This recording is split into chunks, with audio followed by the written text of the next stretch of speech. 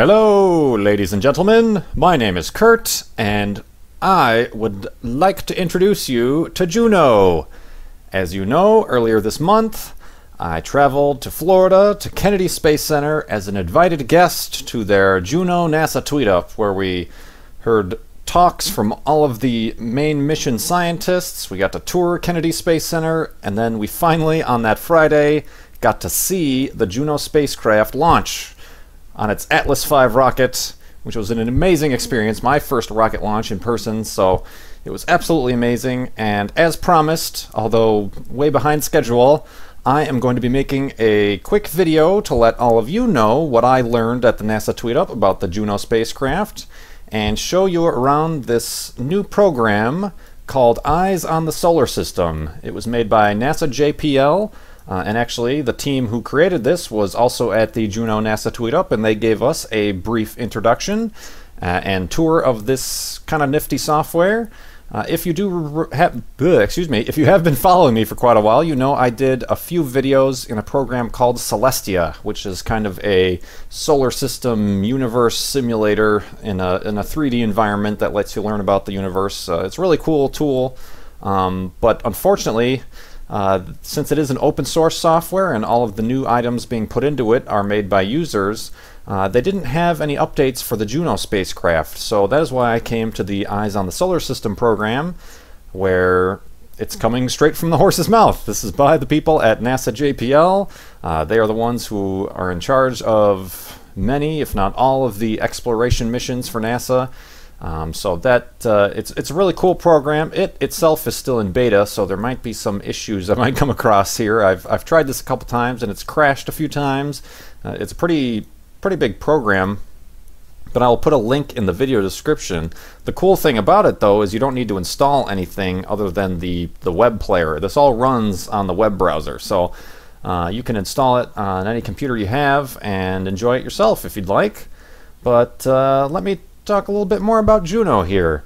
As you may already know, Juno is on its way to Jupiter, which it will not reach until 2016. So that gives you a sense of scale as to how far away, first of all, Jupiter is, but also how much time and energy it takes to get there. Juno is, as you can see, solar powered.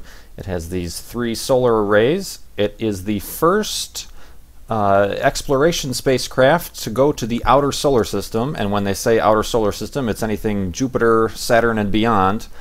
Basically because when you get out to that level, it's the sun is so far away that you don't get much power from solar panels, but they decided to save on costs and, you know, to test the limits of solar panels, that they would, instead of making this spacecraft nuclear powered like the Cassini, the New Horizons, all those other deep space missions, they made it solar paneled, which is, it's kind of a cool little engineering feat that they had there. And I can actually show you. You can't see, obviously we're in deep space here. There's the sun.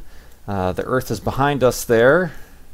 We have Neptune, New Horizons.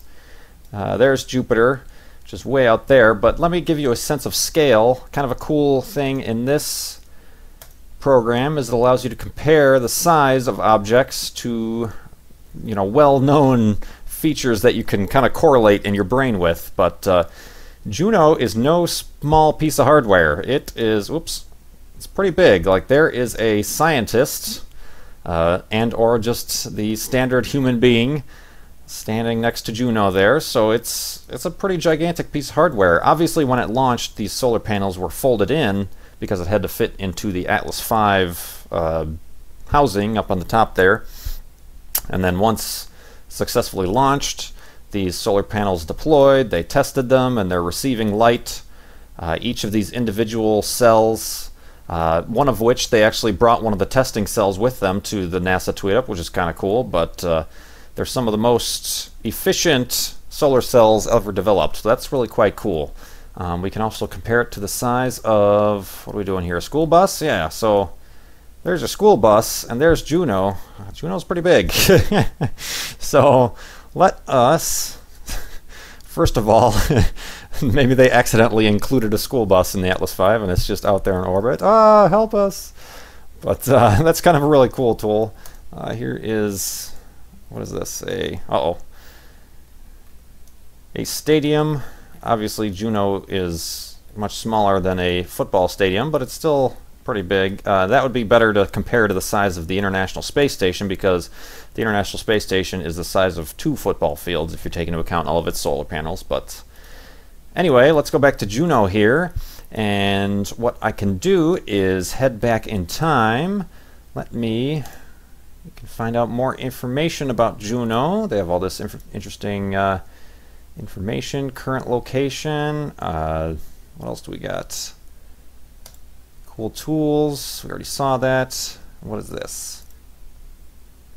Right now, Juno is 7,378,517,18,19,20 miles away from Earth. And that is, as of now, August 30th, 2011 at 8:18 p.m. Central Daylight Time. It's right now moving away from Earth at 11,317 miles per hour. So that is quite the speedy little spacecraft. Let me get back to Juno. Whoop! Well, I guess since we're in this view, we can compare how far we are from... Let me see. And bear with me here. I'm getting used to this. Whoops. This program. There we go. Let me look at spacecraft. I'm going to look at outer planet missions. Juno. Click to zoom. Alright, we're back at Juno. Let me rotate around here. Let me see if I can go back in time to when Juno launched. So give me a few seconds and I will be back with you when I figure out how to do this. Alright, we're back. I had a little bit of a mishap there and the program crashed, so I'm back in. And when you go to the Eyes on the Solar System program, there's a special feature all about Juno that you can click on that has all the milestones throughout. So that's how I had to get here. But let me go back to the launch view. Whee! Here comes the Earth into view. And here on the bottom is a timeline. What is this? I'm learning along with you guys. Okay, we are looking at Earth as it currently is. I would like to look at Earth while it launched. So let me... Aha! There we go. I was standing right there watching it launch. It obviously takes off into an Earth orbit. And then the upper stage of the Atlas V, the Centaur rocket, gives it a final boost that takes it out of Earth orbit. Whoa, Nelly! After which it separates and the solar panels deploy. They don't have that animation here, but it's all good. This is all in fast motion here. Juno doesn't spin this fast. It spins as fast as you previously saw. So here we go. Leaving Earth. So long. Never to return. Whoa. Juno leaves Earth's influence into a heliocentric orbit. Basically, it's going to go in front of the Earth, obviously, and it was really cool. I remember the next day after it launched, less than 24 hours later, NASA, the Juno Twitter, sent out a tweet that said, oh, now Juno's further away from the Earth than the Moon. So that was pretty crazy. That's a fast spacecraft. So let me see where else we are going here. I think I can zoom out. Yeah, there we go. Okay, so Juno, there's Earth, there's Earth's orbit. Let me see if I can hurry this up. And fast forward. Okay, here we go. Juno's kind of leaving the Earth here. This is in November of this year. Let me look at Juno. Thank you. Oh, not that close, actually. Zoom out. Zooming out from Juno. Let me get... Oh. Oh. Come on. You can do it. Slow down. I'm going too fast here. Whoa. Okay, let me go at real rate. And let me zoom out. Okay. In, what is this? July of 2012. Juno is way out past the orbit of Mars. So now let me, and just to give some scale, there's Earth. Ooh, it highlights. There's Juno. Here's Jupiter. That is quite a distance. And it's actually Juno. Let me fast forward things here. The interesting thing about Juno's orbit is in 2013, it's actually going to come back towards Earth. And if I can slow it down here, you can see it's following Earth. By doing that, it's actually getting a gravity assist from Earth, which is going to give it its final push. Oh, here it comes. Here comes the gravity assist. It's going to get really quite close to Earth, and as you see, it kind of modified the orbit there. And that is going to give it its final boost. And they do that because that saves on fuel, because by using the energy from the Earth's gravity, you don't have to carry all that extra fuel and rocket power up with you. So it's just kind of an economic way to send a spacecraft to the outer solar system. So we got our Earth gravity assist in November of 2013. Now we're heading out, and the cool thing is Juno has, if I can zoom in here, that's probably spinning too fast, but let me zoom in back to Juno. There we go. Shortcut. Let me see if I can find it on here. These are very accurate little models that they have here. All the experiments. I think that right there is what's known as the Juno cam. It's calibrated to take pictures of Jupiter. Obviously there's much less light out there, and Jupiter looks a lot different than Earth, but I think they're going to try to take a picture of Earth as it's flying by and getting that gravity assist, just as one last test of the mechanics of the systems on the camera and whatnot. And actually just today they released a photo. Juno turned around just to test it out and took a picture of the Earth and the Moon. It's, you know, they just appear as two little white pixels in the field of view, but it's really cool to see the Earth and the Moon from that far out. So that's Juno Cam, and that is purely, from what they tell us, a public outreach. It's not necessarily meant for any scientific purpose. They're going to hand over controls, quote unquote, hand over controls to school children who are chosen from certain schools, who will get to choose what to take pictures of when they're in Jupiter orbit. So that's a really cool thing. Otherwise, most and all of the other science experiments are located on the outsides here of Juno's panels. So, but we're going to talk about that in a second when we get to Jupiter. Let me try to zoom out one more time. Come on, you can do it. There we go. I think there's probably a shortcut I'm missing. So we've gotten our gravity assist from the Earth, and now we're going to speed up one more time. We are now in the, what is this, the cruise phase. As you can see, these different phases and events. There was the Earth run flyby. Now we're heading on out. It's taking a long time. It's 2014, March, April. And one of the questions that somebody asked at the NASA tweet up to the scientists was, are you worried, because right here we're going through the asteroid belt, are you worried about hitting anything in the asteroid belt? And they basically came down to it's a negligible risk.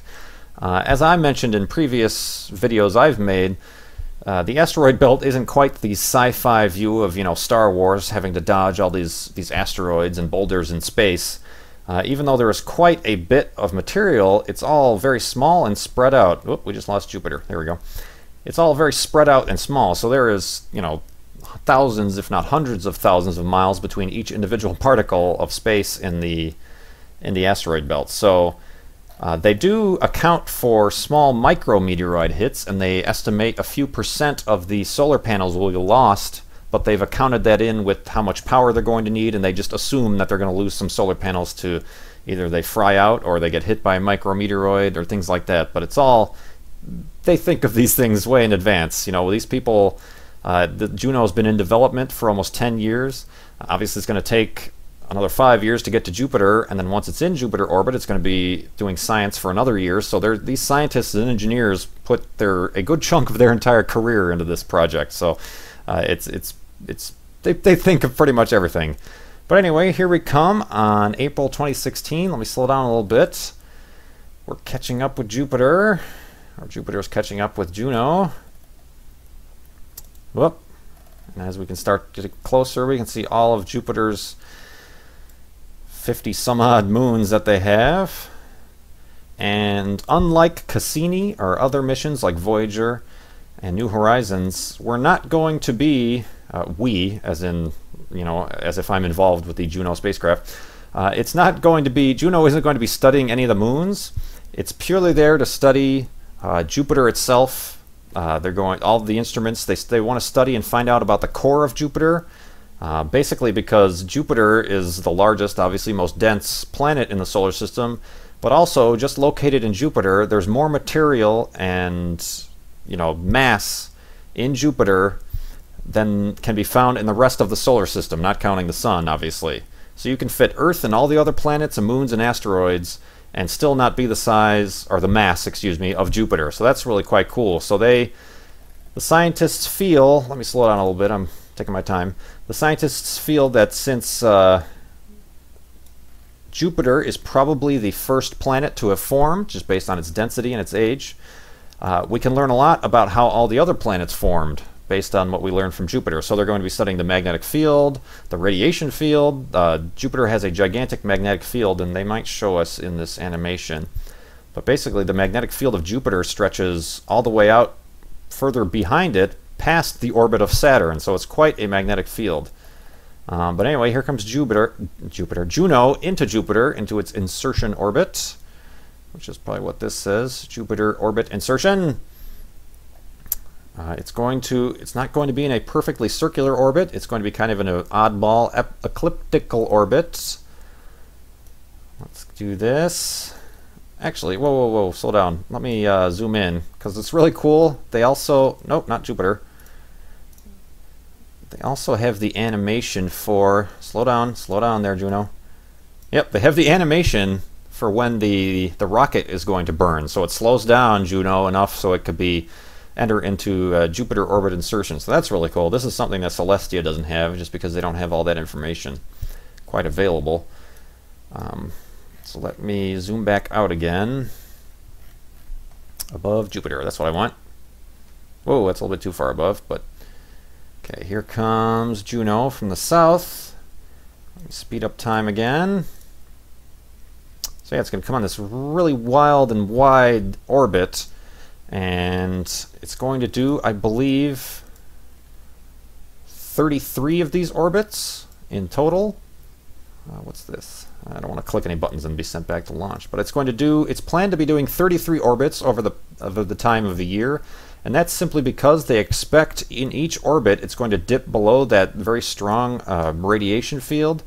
And every time it does that, it's going to add wear and tear to Juno and its instruments. So they only imagine its life expectancy will be for 33 orbits. And if it turns out that it's, whoa, this is a lot bigger of an orbit than I thought. And if it turns out it can last longer than that, they might extend the mission. We all know the Mars exploration rovers have lasted far beyond their 90-day planned lifespan to over almost 9 years here. But let me bring Juno back in. Whoa, see, it's in this really weird elliptical orbit that actually it shifts every orbit slightly. And every time it gets close, it's taking measurements. And let me see if I can time that. Nope, I didn't time that too well. Let me get it on its next orbit. And the reason it's in this orbit is it's always going to be having its solar panels facing the sun. It's never going to be behind Jupiter. So that is kind of a... Whoop, there we go. Hello, Juno. I want to click on you. There we go. Juno's going to get pretty dang close. And as you can see, that's the solar panels. They're always going to be facing the sun, no matter what. And a cool thing about Juno is it's always... It's always rotating like this. So what they did is they put all the instruments on the faces of this hexagon here. Hexagon? Is that a hexagon? Or a something-gon? It's a geometric shape. All the instruments are on these panels on the outside, so that in each time it rotates, each of these instruments get a chance to take their readings every time they're facing Jupiter. So that was a really cool engineering problem that they solved. They also had to solve the fact that there are star trackers that track the stars in the sky, and that's how it can tell where it is in its orbit and in its trajectory. So that's really cool. But yeah, it's a really neat mission, and we're going to learn all about the interior, hopefully the interior of Jupiter, what makes up its core. They imagine it's a, what did they say? It's a metallic liquid hydrogen, or a solid hydrogen core, which is just crazy sauce. But with any element, hydrogen being the lightest, we think of hydrogen as a gas here on Earth, obviously. We can also make hydrogen a liquid, because that is what launches rockets, and space shuttles have a liquid hydrogen oxygen fuel. But under the density of the gravity of Jupiter, any object could become a solid, even hydrogen. So that's just kind of boggles the mind that you can have a metallic hydrogen, but it's quite possible in the core of Jupiter. And that's just one of the many amazing things they're going to be studying. I'm not going to start rattling off my mouth, because I'm afraid I'm going to say something incorrect and get completely spammed in the comments about how incorrect I am. But let me zoom back out. Let me look above Jupiter. Let me get a neat view of this orbit again, and let me fast forward past its 33 orbits, taking information, sending it back. Very exciting when this happens. 2016 is a very exciting year. Obviously in 2015 is when New Horizons is going to go by Pluto, so we're going to learn all about Pluto for the first time. Whoop, there was Juno. I thought I lost it. But after these 33 orbits, as you can see, the orbit keeps going more north and north there. I think that's north. After those 33 orbits, they are going to... Let me actually rewind that a little bit. Whoop, dang it. There we go. Okay. After those 33 orbits, they are going to deorbit Juno into Jupiter, ultimately to be crushed by its gravity and destroyed by... Let's zoom in and watch the plunge here. That's basically just so that they don't have a dead spacecraft endlessly in orbit there, and that, who knows where it would end up or what it would do. But they're also going to try to take readings as long as Juno will allow them. They're not expecting to learn much beyond the cloud layers. They sent Galileo, was a previous Jupiter spacecraft that at the end of its mission they sent into the Jupiter's clouds, and they didn't get any information from that, so they're not anticipating getting any information from Juno as it enters the atmosphere of Jupiter. But it's kind of a fitting end. And they do include, as a symbolic gesture on Juno, there is, I don't know if they have it here, but there's a plaque with one of, is that supposed to be it? I don't know, with one of Galileo's, symbolic to Galileo, since he was the one who quote-unquote discovered the Galilean moons of Jupiter, and just, kind of theorized about other planets having moons and the orbits, and kind of getting away from a geocentric to a heliocentric view of the solar system. So there's that. They also have a few Lego figurines, one of which is modeled after Galileo, which is kind of cool. Also, there's 3 Lego going to Jupiter. So it's really kind of a cool mission, and I certainly encourage everybody to follow the Juno mission on Twitter. They also have a YouTube page that'll give updates and interviews with the scientists and whatnot. So I strongly recommend everybody checks it out. And also, in about a week here, there's going to be another NASA tweet up. All the participants have already been selected, but this is for the... Let me put Juno into Jupiter here. The end. Okay. There's also... Let me see if I can get out of here. Oops.